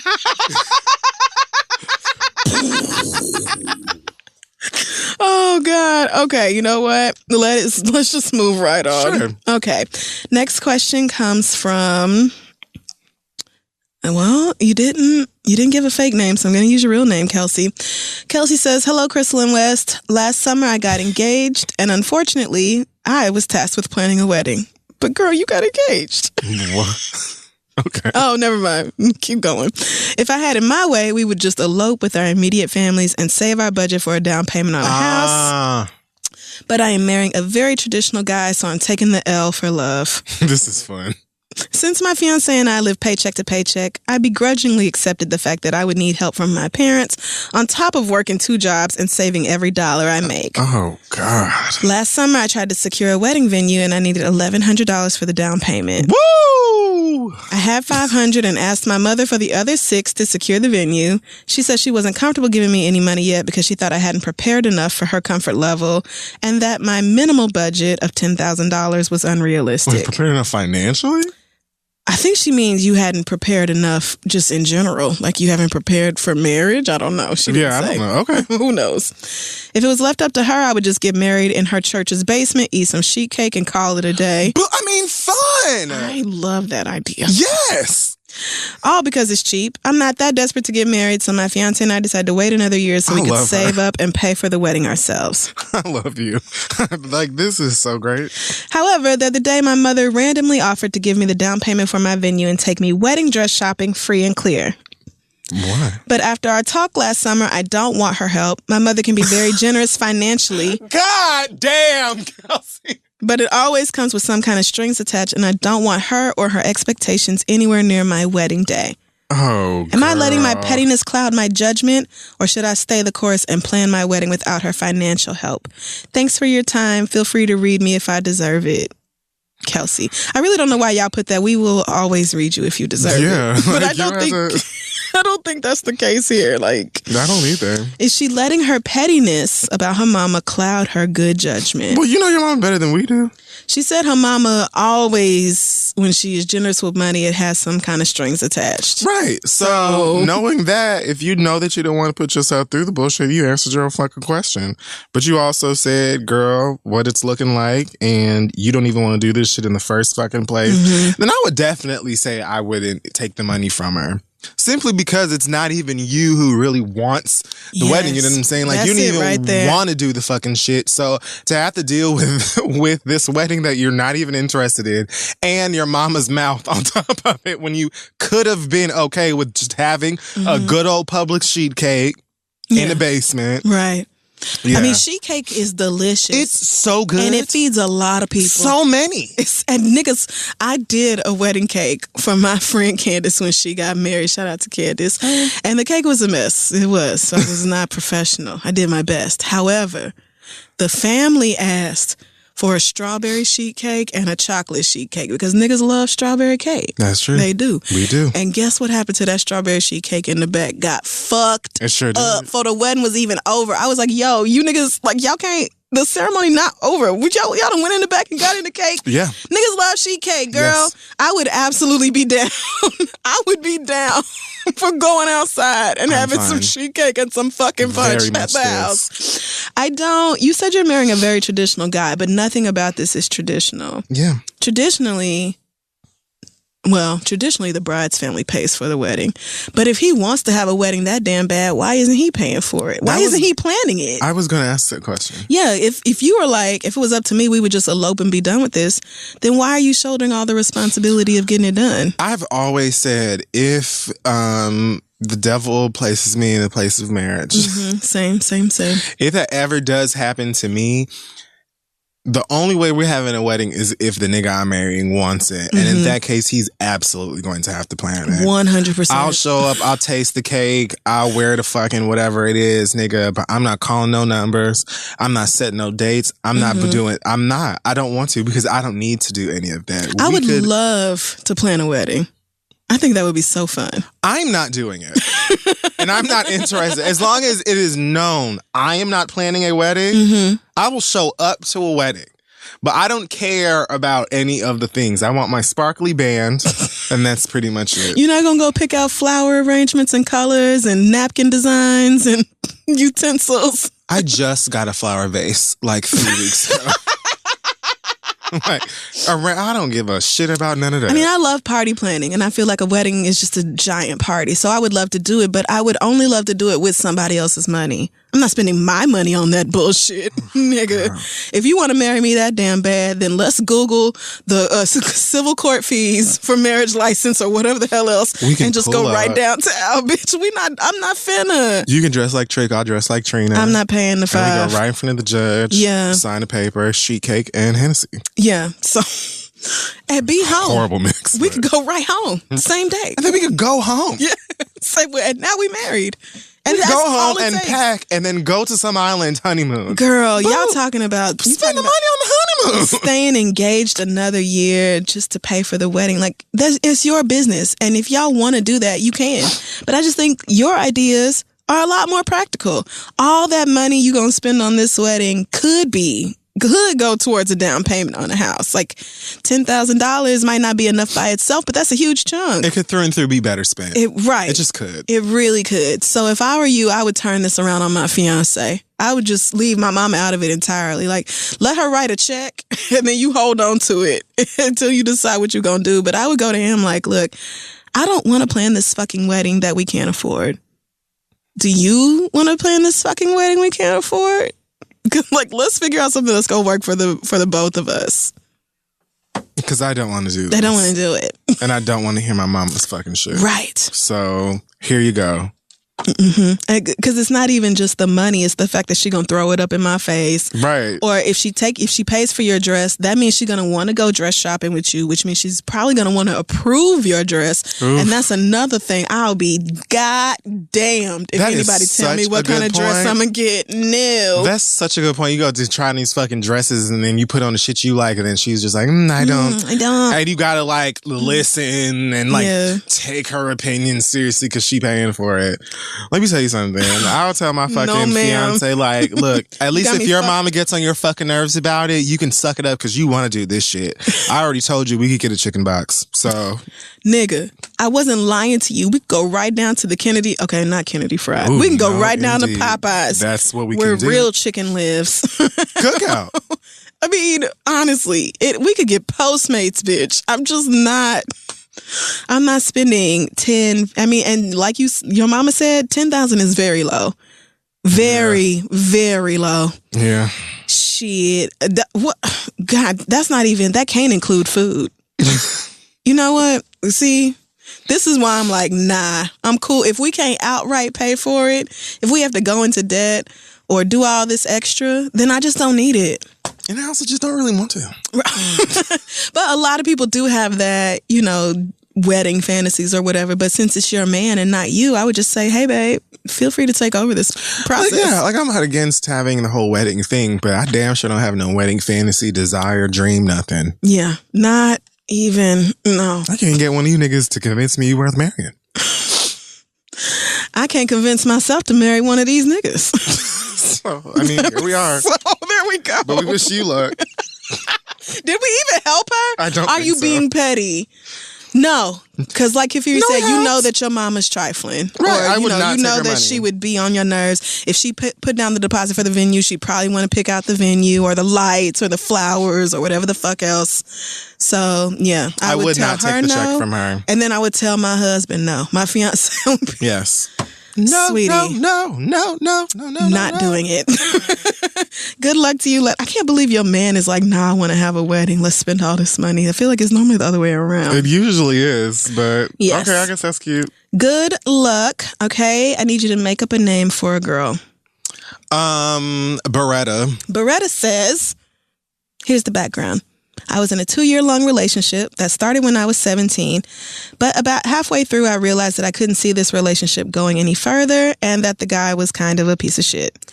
However, I was young and it was my first relationship, so I didn't know how to communicate this. I was unhappy and feeling neglected when a friend's brother's friend gave me his number. Okay. He made me feel seen. And I like the danger of it all since I'm usually a very careful person. Oh. After a couple of weeks of talking, we had very brief and very bad sex, and I immediately regretted it. I told my then boyfriend the next day, and after some understandably angry words, he forgave me and we dated another year. Wow. Obviously, this was not a very healthy relationship, and I wasn't in a good headspace at the time. It took me a long time to forgive myself for hurting my boyfriend in that way, and even to this day, if I'm in a spiral of negative self-talk, I feel guilty about it. I'm now 24 and I just finished my first month of therapy, and I have been talking to someone who I am interested in seriously dating. I've told previous boyfriends about the whole situation with various reactions. I've always felt awkward in conversations that talk about cheating because I know that I can't really throw stones in my glass house. I don't want to be dishonest with this new guy because he's amazing. He's been so supportive of me in therapy and is willing to wait months to get more serious since he knows I can't handle it right now. But I also don't want to scare him away with something I did when I was young and dumb. Do you feel like once a cheater is always a cheater? I think I understand why I did it and have taken steps to improve myself since then, and I'm worried that he might not see that if I tell him about my past. Any advice on how to handle this is appreciated. Thanks. Benita? What did you say? You know what? I like Benita better. Okay, Benita. Girl, you cheated when you were 18. Girls cheating versus guys. The fact that to this day she feels guilty about it and will still drag herself when she's feeling down about herself over cheating. Niggas have a beef patty and go to bed. Do not give a shit. Niggas have been cheating since 8th grade. And do you think they lose a fucking wink of sleep behind this shit? Furthermore, tell someone, tell you? The fuck, you don't need to tell this nigga that you cheated on somebody when you were 18. You are such a sweetheart, girl. That is so fuck nice, this. girl. Like, Oh my God. You pure-hearted motherfucker. Right? Isn't she adorable? Girl, fuck that. Instantly felt bad and went and told the nigga that she cheated. The next day she told. And still feels bad. And still feels still bad. Still will drag herself. And she says she's told boyfriend since that she did it. For what, girl? No, ma'am. You're in your mid-20s now. It's time to let that go and move forward. I wouldn't even call that a once a cheater, always a cheater type situation, especially if you have the hindsight now to know why you did it and what circumstances led you to that place and you feel like you're not going to do it again. I honestly don't think that a history of cheating necessarily means that your partner or spouse will cheat. I mean, sometimes you have to use your spirit of discernment. Yeah. Don't try to make Tristan Thompson be faithful. That's not going to happen. But lots of niggas cheat till they find that one girl that they don't want to lose. And then all of a sudden they act like they have some sense. That happens. Yes. And then sometimes she'll leave him and then they end up brokenhearted and bitter and go back to their same, trifling, childish ways. Right. However, anyway, this is not your issue. Well, when I was being good, what is she going for me? Wow. So the first time I'm really honest and faithful with a bitch, I come home every fucking night, bitch. I don't be out nowhere. Wow. So you just gonna leave me? Wow. Curtis, you call my mama a hoe ass bitch. Curtis, you left your stiff-ass, dirty drawers all over the living room for the 9th time, and I'm fucking tired of it. Every time my nephew come over here, it smells like backwoods and nut. Curtis, I stepped in some nut. Now, it's only 3 approved places for nut. And the bottom of my foot is not one of them. That type of shit. The fact that you still feel bad about it, I think, you will probably work through the rest of that in therapy. But I don't think you need to scare away this new man by saying, once when I was 18, I was in a shitty relationship I made a bad decision.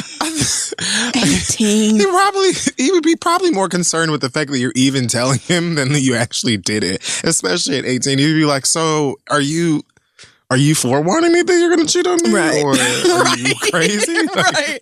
What is going on? Yes. If he asks, I would answer honestly. Yeah. But I would also give it, the gravitas that it deserves, which is none at all. I would be like, oh yeah, when I was 18, this nigga was on my nerves. Sounds like you need to forgive yourself. Yes.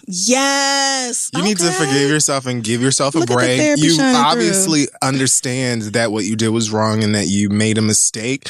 And you sort of have closure with that situation because you told the guy you cheated on that you did and he forgave you. Yes. So there's really no need to continue to torment yourself over this because, like Crystal said, you seem to have the understanding that it was the wrong thing to do and that you don't ever want to do it again. So hold on to that truth, keep it your truth, and don't be going around telling these niggas that you cheated on somebody when you was a child. Yes. Most importantly, your first relationship, girl, keep your eyes open for these niggas cheating on you today. You need to be worried about that shit, okay?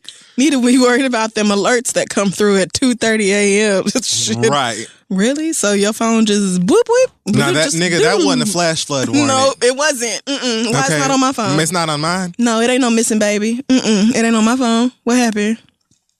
I'm just saying. That's where you need to direct your attention, sis, but forgive yourself and move on. All right. You know what? The rest of this can wait for another day. Send your questions to asktheread@gmail.com. We'll be back.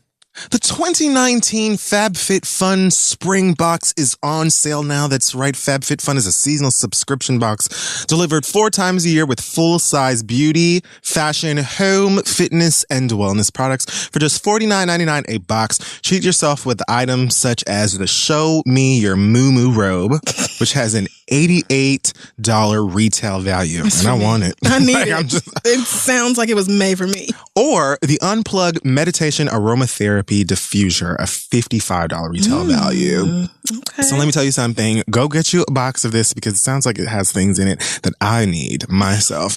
And as Retta and Tom from Parks and Rec say, treat yourself. Yes.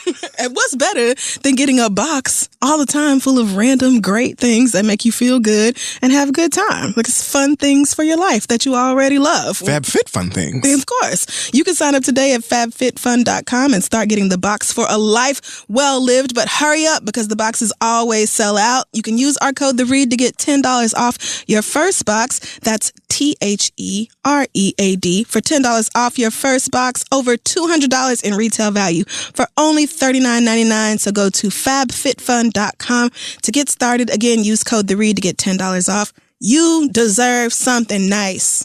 All right, let's move on. Also, this week, we are being sponsored by Article. Article is an online-only furniture company that offers beautiful, modern, well-made furniture designed with Scandinavian simplicity in mind. Mm-hmm. Shout out to Rose Nyland. Online only means that Article is able to eliminate the layers of traditional retail so they can keep prices low and quality high. No showrooms, no salespeople, just savings. And Article is serious about shipping no matter how many items you pick. Every order is shipped at a flat rate of $49. In-stock items can be expected in 2 weeks or less, and Article even offers in-room delivery and assembly assistance work. They have the best customer service in the biz and a 30-day no questions asked return policy. A girl like myself will be rushing over to Article to see all of the magic that they provide, because I do need me some new furniture and things of that nature. I won't be putting it together myself. So, Article is offering today's listeners $50 off your first purchase of $100 or more. To claim this offer, visit article.com/read. That's all it takes. Go to article.com/read and the discount will be automatically applied at checkout. That's article.com/read to get $50 off your first purchase of $100 or more. Go find something to sit on. It's so much cute stuff over there. I got my dresser off of Article. Oh, did you? Yes, and it is sickening, nigga. You got to go get your stuff. All right, let's get back to the show. So, the read is now. It is. I actually don't have much to say. Okay. I just have like 3 sentences. And then if you would like to go do whatever you want to do, that's also fine. Mm-hmm. I actually don't even know what the latest news is in this Jussie Smollett situation, because there's a new headline every 38 minutes approximately. Absolutely, there is. Which I feel like is contributing to the problem here. I don't understand why we're getting so many rumors, so many statements or whatever coming from the police department. I don't really know what's going on. I'm seeing headlines now that maybe he's about to be charged with a felony for disorderly conduct. Again, like he's a suspect. Yes, he's officially a suspect in the case. What I have not seen, and I'm sure somebody will correct me if I'm wrong, what I have not seen is proof that Jussie Smollett is lying. That's it. I have not seen anything concrete that says that Jussie Smollett orchestrated this whole situation, that he lied for whatever reasons, that he, did something, that he would have deliberately misled people, filed a false police report, all that. I have not seen any of the proof. And so until I do, I will continue to believe Jussie Smollett, because my heart can't handle the possibility of something else. I feel like you just were like, I don't know what I could answer that. I'm just saying, people have been asking for me to weigh in on it. Everybody and they fucking mama has an opinion. I get it. It's the internet. The jokes are gonna fly because y'all don't give a fuck about nobody until it's you. I get it. However, until y'all put in front of my face proof that this man did it, I'm going to believe that he didn't. It's not even, for me, the issue is it's not even just the fact that A, it's the Chicago Police Department, and B, there isn't any concrete proof. It don't make no sense. I still don't understand. No, nobody does. Nothing makes sense to me in this story right now. You talk to a group of people about this story and everybody will have new information that may not even be information, because a lot of it is fucking rumors. Because again, I feel like there has deliberately been a lot of confusion created around this story so that people would doubt it. But again, I don't know. I was not there. I do not know. But until you put proof in front of my face that Jussie Smollett lied, I'm going to believe his story. I'm going to believe that he was a victim of a terrible attack. And, if shit shakes out differently, then fine. I will accept that and my heart will be hurt.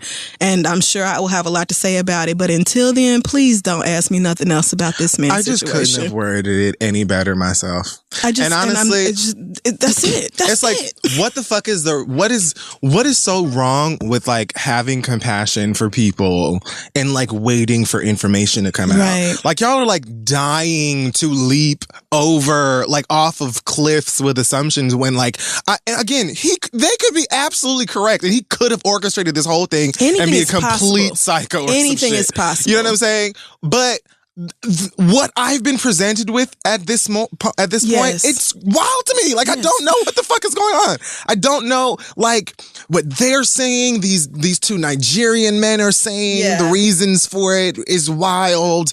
This letter that looks like Northwest and Saint drew it.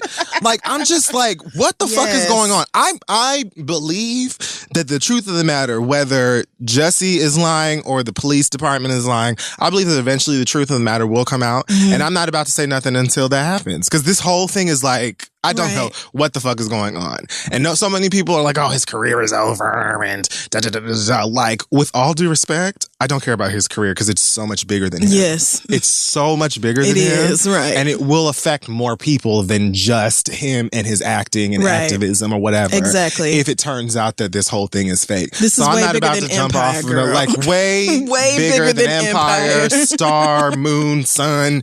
I don't give a fuck about what the fuck. Like, it just is. Yes. So, and that's all I have to say about it. Like, don't bother me until there is proof. Facts, nigga. And I know all you black people are not all of a sudden taking everything the Chicago police say at face value. I fucking know.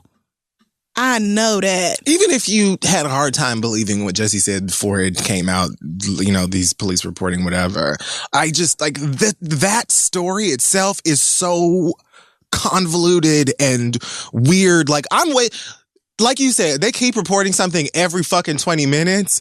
Give me a straight rundown. Finish the investigation and give me the A, B, and C of it, and then they girl. walk it back. It'll be like, oh, Jesse did this. And then 30 minutes later, oh, our sources were wrong. That wasn't right. Or Chicago police says this. And then an hour later, Chicago police said that we ain't say all that. Okay, bitch. Well, look, just give me the fucking facts. Show me the fucking proof or get out of my face. Y'all really need to ask yourselves why you are so excited. It's almost like y'all are, I don't want to say jubilant, but goddamn, it's like y'all want to believe the worst. And I just don't understand what's so hard about waiting for proof before you decide. Like, what's so hard about saying, I'm going to wait until somebody shows me the proof that Jussie Smollett is lying before I run with this Jussie Smollett is lying thing? Because I think that a lot of people who never gave a fuck to begin with, for obvious reasons, are like jizzing themselves over the opportunity to be like, well, I told you niggas believe anything anybody motherfucking tells you. Yes, I do. I believe victims until I have a reason to not. And that's not what is stop. wrong with that? Nothing. Like, what is wrong with that? Who are we hurting by saying we believe Jussie Smollett until somebody shows us to our faces to not believe him? No one. It doesn't hurt anyone to do that, bitch. I would much rather have compassion, believe a victim, and then be proven that they were not truthful than to have someone come out and say they're a victim and be like, bitch, I don't give a fuck about that. And they're telling the truth. Right. I would way rather. What you gonna say? Oh, wow, you were so compassionate. You had so much empathy for somebody. Stupid. Okay, that's not... Oh, I guess I'm dumb. I just don't. Okay, girl. I don't know what to say Again, about this show me shit. the motherfucker. And why, you know, I'm not going to say watch, but Lord, please. More importantly, the thought of somebody in our own community lying like that, it's not impossible. But it really breaks my heart because we already deal with so much shit. Thank you. And it would just be just so bad. Just my feelings would be devastated. I don't know that young man. True, but I don't, girl, we just don't know. I don't know that young man, like, you know, a close homegirl or nothing like that. Right. I've had conversations with him before. He has to know the gravity of this situation and that if you were to go and say that this happened to you, you just have to know what you're risking in this situation, and so why. And again, it could all be true. He could have hired some extras from that show or whatever, and all of this shit could be facts or whatever. And if that's the truth, and when it comes out, I will address it as such. Right. And I already know what I want to say. I don't know why y'all won't wait for that. Not with this. I don't get it. This don't make no sense.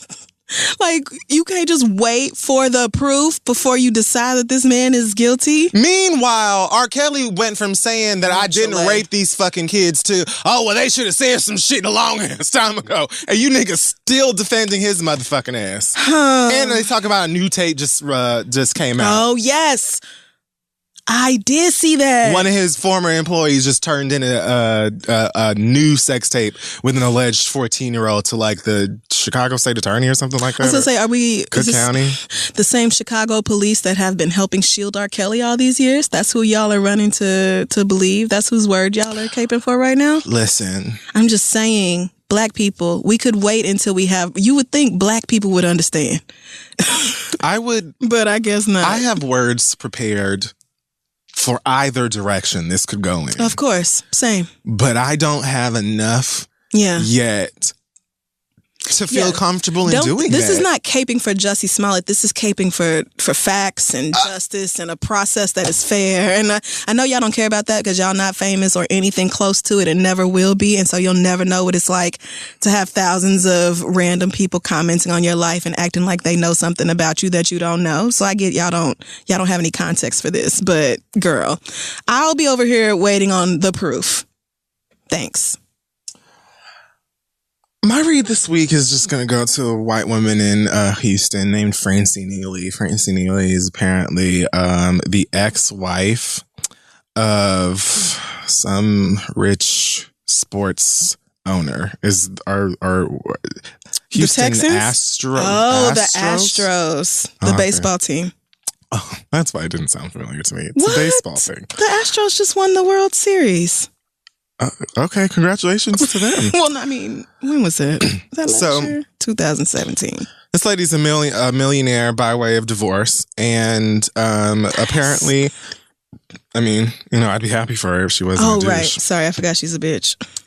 So she lives in a neighborhood called, where is the name of it? Broad Acres. The area along North Boulevard in the Broad Acres community. So apparently there's like a walkway / it almost looks like a park because it has all of these beautiful trees. It introduced me to a word, esplanade or something. I had never heard of that word in my life. I had to literally Google it. That's fancy shit. But apparently it attracts lots of people who go there to take photos. Some people just want to take quick family portraits. Niggas have gone out there and taken full wedding portraits out there and stuff like that. Is it by the water? No, it's like in the middle of like a street. You know what I'm saying? With residences on either side, and then this like walkway surrounded in trees in the middle. The esplanade. Okay, got you. So apparently the homeowners association of this neighborhood is pissed, and they have been trying to ban photo shoots from this esplanade because they say that I guess it damages the property of the neighborhood and whatever white shit, and they were deeded the esplanade in the 1920s. But apparently, like, the city of Houston says, nope, it's public. They have the right to go out there and take their photos as long as they're not blocking the walkway from people who are trying to use it. Okay. If you do see people blocking the walkway, dial 311, report them. Somebody will come and take care of it. Francie Neely doesn't like rules. Francie decided when she saw a Black woman trying to take first birthday photos of her baby out there with, I'm assuming, her husband, her man, the child's father, I don't know, and another woman who I think might have been either supplying the because they had like a little blanket and some balloons with like the number 1. Oh yeah, I've seen these baby photo shoots. Y'all be going in. Let me tell you something. You all niggas kind of go shit for that bald-headed ass baby. And I love looking at the photos and stuff, but I don't know how you find the patience. Either set it up and then get the nigga to sit still and look and smile. Oof, God bless you. Anyways. So Francie saw this woman taking pictures of her adorable black baby and got pissed because how dare she? So she hopped out of her car with her Pomeranian, which she could have absolutely left the dog out of it. And she claims that she approached people who were taking photos out there because this mom or these parents were not the only ones. But she says they were blocking the walkway with this blanket, which you could literally have stepped over or walked around if it was like that deep. Right. Girl, it wasn't like a futon. Mama didn't have like a bathtub in the fucking shit. It was a blanket. Like practically the ground. Not a wall. So with a baby sitting on it. So my God, like the inconvenience. Right. So she approaches them, and you can actually see video, because of course they taped her, of them arguing with her. The mother claims that she put the dog down to frighten the baby or to try and bite the baby. The baby is, of course, heard wailing. The first thing that you hear is the baby crying because they're arguing with this lady. I just pulled up the video. This bitch don't even have shoes on. She's barefoot. Oh, Lord. Of course. I know my people. Out on the esplanade, arguing with this lady taking a picture of a 1-year-old. Woo. She grabs the balloons and the blanket, pulls them out of the wallway, tosses them to the side. She swings at the man recording her twice, once holding the dog in her hand, and just continues to argue with them. So to Francie, I say, girl, if you don't take your stupid ass inside the motherfucking house and sit the fuck down with your rich, stupid shenanigans, heifer, what the fuck is wrong with you? First of all, they were not out there on some fucking like... What's the nigga name from Atlanta who used to take pictures, like double pictures of everybody? Oh. What is his name? God damn it. No, not Concept. What's his name? Fuck. He took everybody's pictures. That nigga took all them pictures in Atlanta in the early and mid 2000s of alter egos. Yes. Like is it David Blank? That sounds so familiar. I feel like I just made that up. Finna Google. That's probably a magician.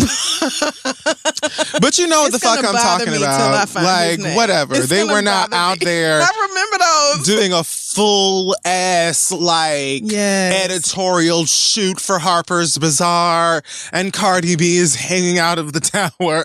Like, it was literally a baby probably about the size of this fucking MacBook sitting on a blanket with some balloons off to the side.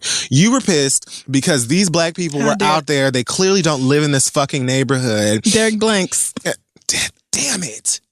So close. So close. That's all right. Anyway, you saw these niggas in your poor, neighborhood, soaking up the beauty that I guess belongs to you and your fellow whites. And it doesn't. And although you were told, like, can you imagine even if she would have followed the rules that were clearly given to you by the city that told you, no, this ain't your shit, and yes, these niggas can take pictures out here. Even if you would have followed the rules, can you imagine being a grown-ass, clearly old-ass white woman calling 311, calling to report people taking a picture of a baby on a blanket on property that don't belong to you? Take your ass in the house, stupid. You old miserable heifer. You don't live on that. You don't live on the sidewalk. You don't live on the esplanade, my nigga. Why don't you just go home? I'm sure your home is massive and very lovely. Why don't you go inside of it and mind your fucking business? The Broad Acres homeowners. Oh, she released a statement to ABC I bet 13. She did. She says the Broad Acres Homeowners Association invests lots of money paying to maintain the trees, grass, and walkways in our neighborhood because the baby was shitting in the grass and ripping the trees from the ground. That would be good for the grass hands. Anyway. Right. I don't care. The high volume of commercial photography damages the property that Broad Acres HOA pays to maintain and interferes with dog walkers and others who merely want to walk under the pretty trees. What's the difference? You would think that they had hired Annie Leibovitz and like the whole cast of Devil Wears Prada to come and photograph. It was 3 adults and a baby. I mean, and I'm looking at it and it's nice or whatever, but it's not nice enough for her to be acting like all this, bitch. Like, It's a fucking paved walkway and a bunch of trees and grass. That's it. And it's long as fuck. They were in nobody's way. If it bothered you that much, again, there were things that were put in place and told you niggas to do that, and this is why. This is exactly why. Yes. They say, hey, if this happens and you see it and it just pisses you off to the bottom of your fucking feet, call us, we'll deal with it. Right. This is why. So you don't get hemmed up by somebody's fucking mama for sicking your fucking Pomeranian poopsie on their baby. Like, she talking about, I am very sorry that I got upset on late Saturday afternoon. Putting it in context, however, I saw 3 commercial photography shoots in one block at the same time, something that happens frequently. When I explained the situation to the first and third groups, they were respectful. The couple whose photo shoot obstructed the walkway was not. It's hard to remain composed when confronted by shouted threats of lawsuits and false inflammatory accusations. The false inflammatory accusations were them calling her racist. What's false? Or inflammatory. I mean, facts are facts. You went off on these people and they black, baby. First of all, that was not a commercial photography shoot. It wasn't. It's just, you know what she's tired of? People on her fucking esplanade. But girl, it ain't nothing you can do about that because the city done already told you don't own the fucking It's not esplanade. yours. You don't own it. And guess what? If you would have called 311 to come down there and holler at that 12-month-old, you know what they would have told them to do? Pick up the blanket and move it. Right. And by then, they probably would have been done taking their pictures. What you could have also done was step around the fucking blanket or even step on the blanket if you that mad and went on about your fucking day. Or not, because you stopped and got out of your car. You weren't walking anywhere. Oh, she wasn't even walking down the street. She got out of her car to confront these people for taking photos. Driving with no shoes on. Driving with no shoes on. Hopped out and embarrassed this poor Pomeranian by acting a goddamn fool. The poor Pomeranian was like, this I bitch. don't know this bitch. I swear to God, I don't know what's wrong. He was trying to run to the baby like, I don't know what's wrong with her. I don't know what's wrong. I don't know why she act like this. Girl, you know what you need? A super private, exclusive, gated community. I have been to them before. A girl I went to high school with one time invited me to her house for like she had a mixer for everybody who wrote for the high school poetry magazine or whatever. Because that's the type of bitch I was. Okay. And so she invited us all to her house. And when my mama pulled up to the gate, bitch, you had to buzz just to get in. You had to buzz just to get into the gate where the houses were collected. Like absolutely. The whole neighborhood was so exclusive. You wouldn't have never known it was there because it's not even visible off the street. Absolutely. You don't live in an exclusive enough place to be acting like this. Point blank period, girl. It's a scenic area. People want to take pictures there. You're going to have to fucking deal. Get another house. I heard that Francie got $30 million in the divorce. So I don't know what the price of that place was or whatever. I don't know. She probably didn't even buy the house. She probably kept the house in the divorce. Listen, honey. Girl, $30 million can buy a very nice house in Houston, Texas, bitch. I think you need to go live by your damn self somewhere. Really, you need private fucking property. You definitely all need around you. No niggers allowed. 24-hour gateman who checks names and calls your door. Yes, and you can have it. That exists. That exists. But being mad because people are taking advantage of a nice piece of public property to take photos, that just defies all logic. Miami, when you driving like out onto the beach and you see like Star Island and all the other shits over there, like if you go, don't even bother turning, bitch. You don't know nobody and you have no business. You have to like go and check in and stuff before you can go in there, and that's where all of the houses collected. And all them houses ain't even lit. Like some of them are very much like regular nice. I mean, they're still nice because of where they are, obviously. Like, but it's not all giving you like, you know, what's his name? Tommy Mottola and Puffy House. It's not. But those people paid enough money that they wanted to live a place where can't any old body in the greater Miami area just come and take photo shoots in front of their house. And so they spent the money. And that's fine. You know what? If you have millions or billions of dollars, that is one of the many, many perks of being wealthy, is that you can isolate yourself from the rest of the world as much as you fucking want to. And if you really want to ban people altogether from taking photos on your esplanade or whatever. Are we even saying esplanade? Probably not, but whatever. Let me Google it. I feel like we not. Get back in touch with the city of Houston and fight for your deed or whatever it is that you said, because they're telling you the opposite. Bitch, it doesn't even sound like it's the photographers that are standing there. Oh, good. Ew. It's not the photographers that's fucking y'all over as much as the city is, because they're telling y'all that these niggas can do whatever the fuck they want. So I don't see what the problem is. You need to start putting yourself in harm's way going out there and arguing with people, especially over their kids. Because that lady, first of all, she sounded like she may have been Bahamian or Trini. I don't know where she might have been from. Go off, sis. But that lady could have absolutely hit you with a smooth uppercut for stepping in front of her baby like that. And I think she would have been well within her right. Okay, and I'm not seeing no problem with that. You could just dial down on the racism. And that would be fine as well. I saw the video when she tried to slap the camera out that man's. It was like, yo, white women are really out their fucking minds. Twice. You know you're on public property right now. Remember when the city told you this was public property? That means I can film you. There's no expectation of privacy out here in the public. You know where there is? Inside your house on your property, where you could be right now, but you wanted to be a dumbass bitch and stop your fucking car. They're just mad. We're not even in your fucking way. Wow, man. Wow. Fucking poor bitches coming and having fun in our Esplanade. I can't wait. Next time I'm going to Houston, I'm taking all of my nigger ass friends. And we having a photo shoot on the Esplanade. We going upside down twerk on one of them trees. And I'm filming the whole thing. No, you can't get up the grass. They own the grass, but they don't own the Esplanade. Oh. So you get to stay off the grass. Okay. Well, the fuck they do not. Man, fuck her. So that was my read for this week. I thought that was absolutely disgusting behavior, but not shocking at all. And apparently it's not even the first time that she's done it. Wow, really? Yeah. I was going to say maybe that's why her husband left. And it's definitely not the first and it's definitely not the first time that it's happened in this area. But you know, telling some woman in her bridal gown and her fiance to move the fuck out your way because you're trying to walk your dog is different than trying to fight somebody's daddy because they're taking a picture of a 12-month-old baby. Like, you have to really and literally weren't even in your way. You weren't even going nowhere. You stopped to argue with them. Psycho. No, this is just so Southwestern. The driving with no shoes on is just so. Just go be rich somewhere. Ugh, fuck her. And these niggers take their ass back down to the fucking Piggly Wiggly. I don't know who. This is not fucking Sugarland. Go the fuck home. I know she said something terrible. I know she did. When she got back in the car, she kept swinging at that man simply because he was recording her. Woo! Oh no, girl.